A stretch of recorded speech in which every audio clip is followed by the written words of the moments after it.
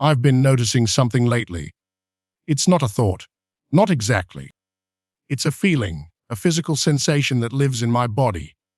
It's this low-grade hum of agitation right behind my sternum. It's like the feeling you get when you've had one too many cups of coffee, but without any of the energy. Just the static.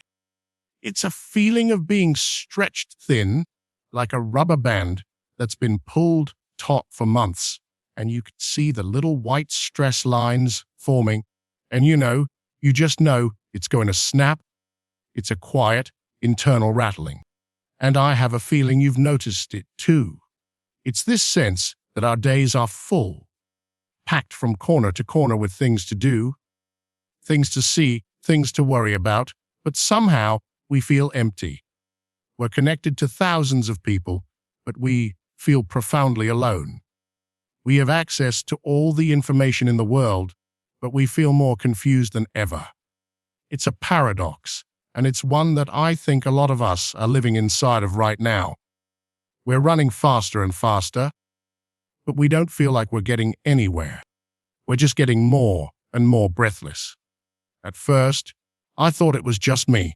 Maybe I wasn't sleeping enough, or I was working too hard, or I just needed a vacation. I tried all the usual things, more exercise, less caffeine, meditation apps, and they helped a little. But they felt like patching a leak with a Band-Aid. The pressure was still there underneath it all. The feeling didn't go away. It felt systemic, like it wasn't just my problem, but a feature of the world we're all navigating. It's like we're all swimmers in a current that's getting stronger and stronger, and we're being told the solution is just to learn better swimming technique, when maybe we should be asking about the current itself. There's this phrase that keeps coming to my mind to describe it. It's not elegant, but it feels true. The phrase is the constant pull. It's this feeling of being perpetually drawn away from where you are. When I'm trying to talk to a friend, there's the pull of the phone in my pocket. When I'm trying to work, there's the pull of a dozen other tabs and anxieties. Even when I'm trying to rest, trying to do nothing, there's the pull of what I should be doing. It's a subtle, relentless force, tugging at the edges of my attention, making it impossible to ever feel fully settled, fully present in my own life. In the constant pull, I remember this one moment so clearly. It was a Tuesday evening, maybe around 9 p.m. The day was done. The apartment was quiet, except for the hum of the refrigerator. I was sitting in my favorite chair, trying to read a physical book, an actual book with paper pages. I was holding it in my hands, feeling the weight of it. I remember the specific sound of turning a page, that soft, papery rasp. And I read the same paragraph 4 times. My eyes were moving across the words, but my brain wasn't absorbing them. Because even with my phone in the other room, I could feel it. I could feel its presence, a phantom limb, a ghost vibration in my pocket. And the thought that crossed my mind was so specific. I wonder if anyone replied to that comment I left 3 hours ago. It was a completely unimportant comment on a completely unimportant post. But the thought was an itch I couldn't scratch. And it raised this question for me, a question that honestly scared me a little. Why is my own mind no longer a peaceful place to be? Why do I need to escape it, even when I'm doing something I supposedly enjoy? What is this force that has a stronger claim on my attention than my own intentions? So I started paying attention, and the more I looked at it, the more I wondered if something bigger is happening, not just with me, with a lot of us. There's a battle for our minds, for our attention, for our focus, and it feels like it's escalating quickly. It's not a conspiracy theory. It's just the water we're swimming in. The very air we breathe feels charged with this pressure. Let me share what I've been piecing together, and you can tell me if this resonates. At first, I thought it was just me, that I had some kind of unique focus problem, that my willpower was just weaker than everyone else's. But then I started noticing patterns, not just in my own life, but in conversations with friends, in things I was reading, in just observing people out in the world. And I could be wrong about this. I'm not a psychologist or anything. I'm just a person trying to make sense of his own experience. But it feels like there are these huge, invisible structures that are actively working against our peace of mind. Here's what I've pieced together from my own experience.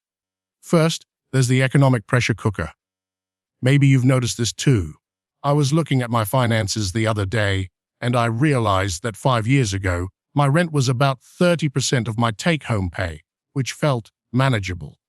Today, for a similar apartment, it's almost 50%. That's a massive shift. It changes everything. It's not just about having less money for fun things. It changes the texture of your thoughts.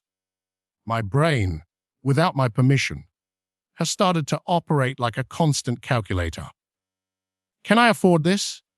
If I buy this coffee, what does that mean for later? How can I earn more? What's the side hustle? What's the next move?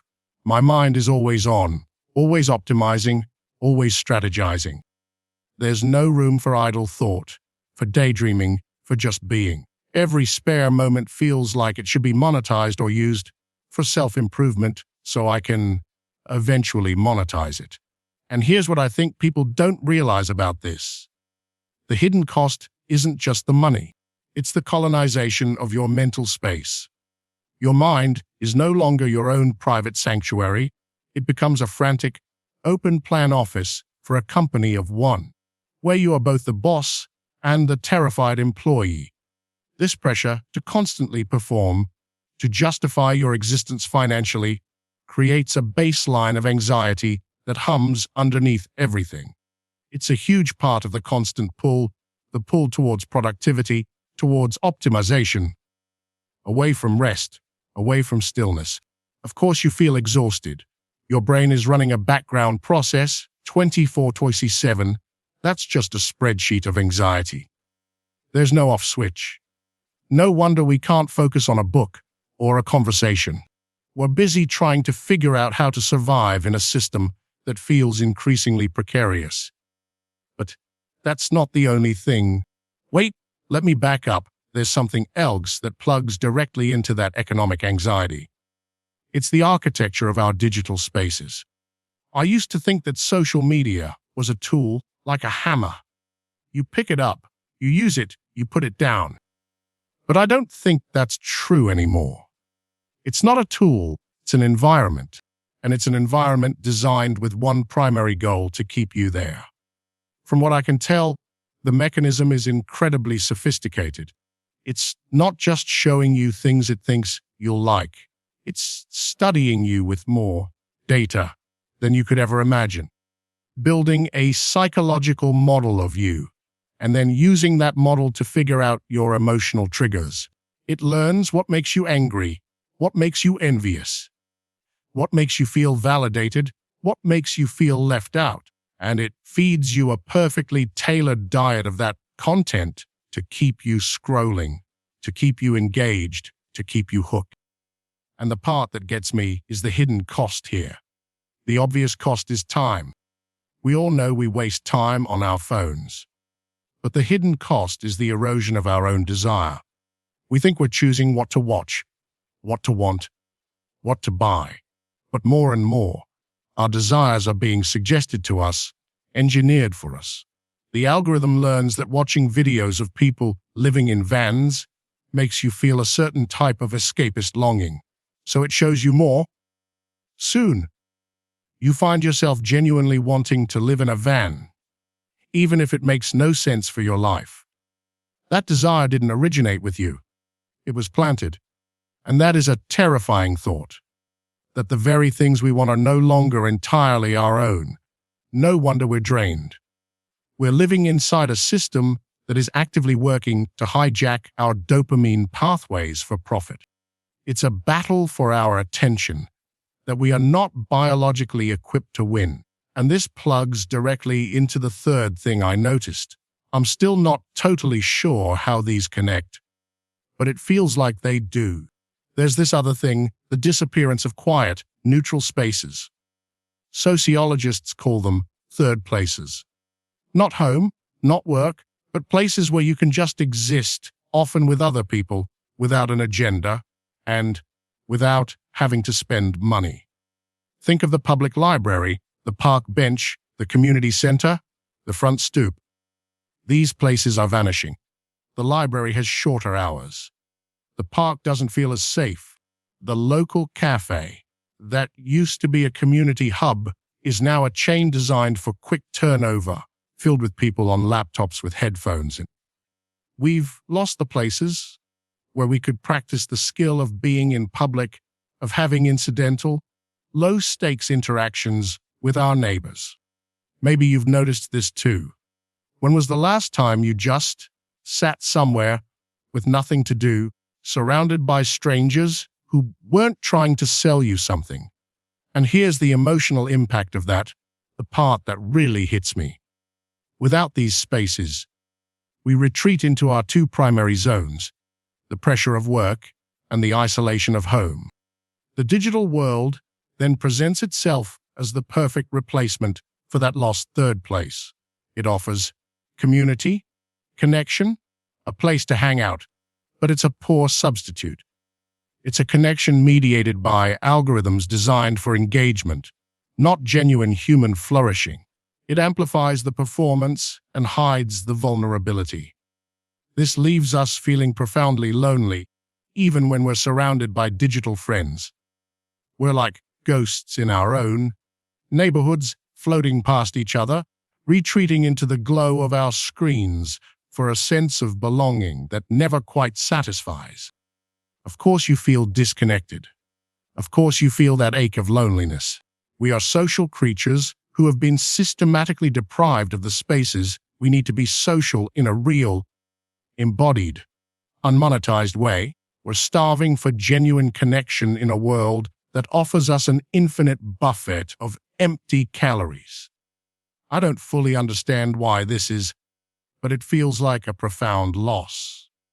And if you're sitting here thinking, that's exactly what I've been feeling, but couldn't name, you're not alone.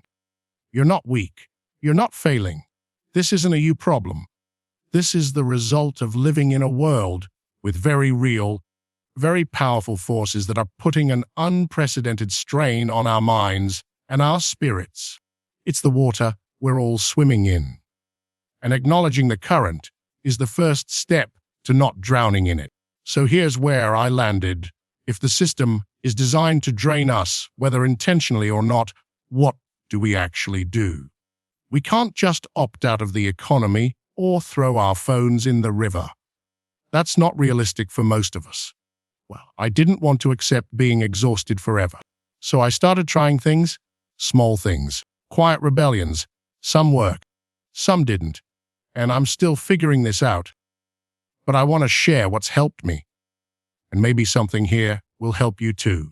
I want to be clear, I'm not a guru. I'm not someone who figured it all out.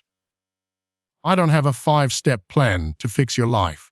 I'm just someone who was feeling drained and started trying different things to reclaim a little bit of my own mind. I'm still in the middle of it. I'm just a fellow traveler. Some of these might work for you, some might not. They might even sound too simple. But in case it helps, here's what's been working for me. So, about 6 months ago, I was at a breaking point. I woke up one morning, and the very first thing I did, before my eyes had even fully adjusted to the light, was grab my phone and start scrolling through emails. I felt this jolt of anxiety shoot through my body before my feet even hit the floor, and I thought, this is insane. I'm injecting stress into my brain as the first act of the day. So I decided to try something I called analog mornings. The rule was simple. For the first hour of the day, no screens, no phone, no laptop, no TV, just me and the physical world. Now, the first few days were incredibly hard. I felt like a phantom limb was missing. My thumb would twitch, reaching for a phone that wasn't there. The silence was deafening. I felt bored, antsy, and honestly, a little stupid. I thought, what am I even supposed to do? I almost quit on day 3 because the pull to just check the news, just see what was happening, was so intense. I felt like I was missing out on something vital. It was a genuine, physical craving. My brain was screaming for its usual hit of information, its usual jolt of dopamine and cortisol. But then on day 5 or 6, something small happened. I was making coffee, just standing there, waiting for the water to boil. And because I wasn't scrolling through Instagram, I noticed the smell of the coffee grounds. And then I noticed the sound of the water as I poured it. And then, when I took the first sip, I actually tasted it. It sounds so small, so trivial, but it was a profound moment for me. I had been drinking coffee every day for a decade, and I couldn't remember the last time I had actually tasted it. What I didn't expect was that this practice wasn't about productivity or discipline. It was about sensation. It was about returning to my own body, to the physical reality of my life. Do I still slip? Yeah, sometimes. On a stressful week, the first thing I do is grab the phone. But it's not the default anymore. And that feels like a victory. Another thing I started trying was scheduling emptiness. This sounds counterintuitive, especially when we're all so busy. But I realized my calendar was a reflection of my anxiety. Every slot was filled, either with work or with productive leisure, like going to the gym or learning a skill. There was no room to breathe, so I started doing this specific action. I would block out 2 30-minute slots in my calendar each week and label them. Do nothing. And the rule was, I couldn't fill them. I couldn't even have a goal for them. I just had to exist in that time. So I started doing this. And it was excruciating at first. I'd sit on my couch, and my brain would just scream at me. You should be answering emails. You should be cleaning the kitchen. This is a waste of time. The guilt was immense. I felt lazy and unproductive. It's amazing how deeply ingrained that need to be doing is. But I stuck with it. I would just sit and look out the window, or lie on the floor, and listen to the sounds of the building. And then, about the 3rd week in, during one of these sessions, a memory popped into my head, a really lovely, specific memory from my childhood that I hadn't thought of in years. It just floated up, unbidden, from the quiet. That was the turning point. What I didn't expect was that doing nothing wasn't empty time. It was fertile time. It was the time my brain needed to process, to connect ideas, to heal. It's where creativity comes from. It's where self-awareness comes from. It's not a waste of time. It's the raw material from which a meaningful life is built. I realized the constant pull thrives in a packed schedule. It starves in the open space of unscheduled time. It's not perfect, but those little blocks of emptiness have become the most important appointments I keep each week. This next one might sound even simpler. I started single tasking. I realized I was living a life of perpetual dual inputs. I'd listen to a podcast while washing the dishes. I'd watch a show while scrolling on my phone. I'd have music on while trying to read. My brain was always splitting its attention, never fully landing on one thing. So I decided to try doing just one thing at a time. When I washed the dishes, I just washed the dishes. I listened to the sound of the water, feel the warmth on my hands. I felt so stupid at first. The silence was overwhelming. My brain, accustomed to constant stimulation, felt agitated and understimulated. I almost quit when I was folding laundry in total silence and thought, this is the most boring thing on earth. I can't do this. I desperately wanted to put on a podcast to fill the space. It felt like a deep inefficiency, a waste of potential listening time.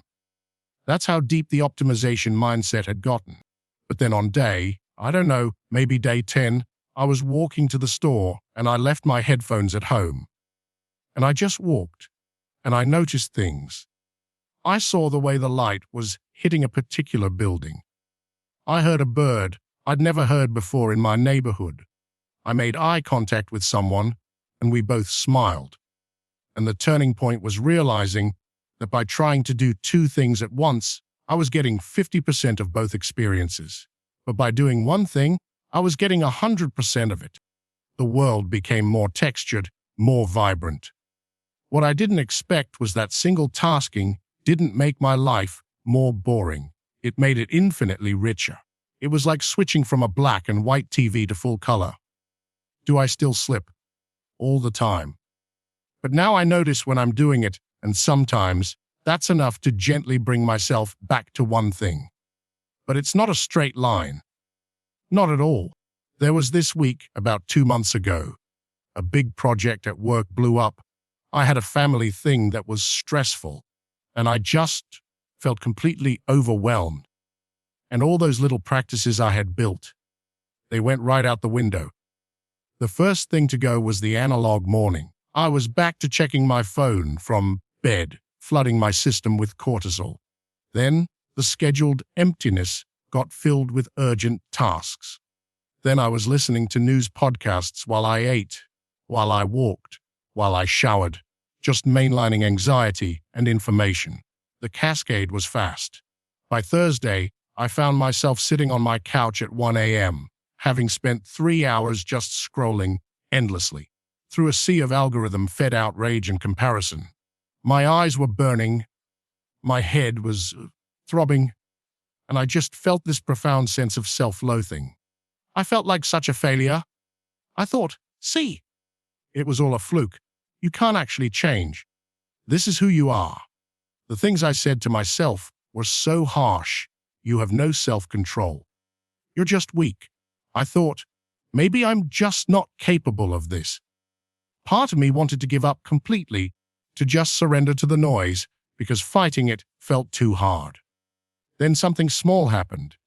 The next morning, I woke up feeling hungover from the screen time, and I walked into my kitchen to make coffee, and I just stopped.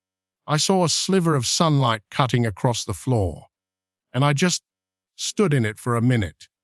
I didn't think I should be mindful or anything. I just stood there and felt the warmth on my skin. It was maybe 30 seconds, but it was enough. It was a tiny anchor in the storm. I'm still not sure if I'm doing this right, and honestly, I'm still scared it'll happen again next time things get hard. But I'm trying anyway. The thought, you can't actually change, is a manifestation of feeling helpless against the constant pull. So the last thing is about connection. I realized that a lot of my social interactions have become these low-effort, digital transactions. A like on a photo, a fire emoji on a story, a happy birthday post on a wall. It gives the illusion of connection without any of the substance. So about 3 months ago, this specific thing happened. I saw a friend's post about a trip, and my thumb went to like it, but I stopped.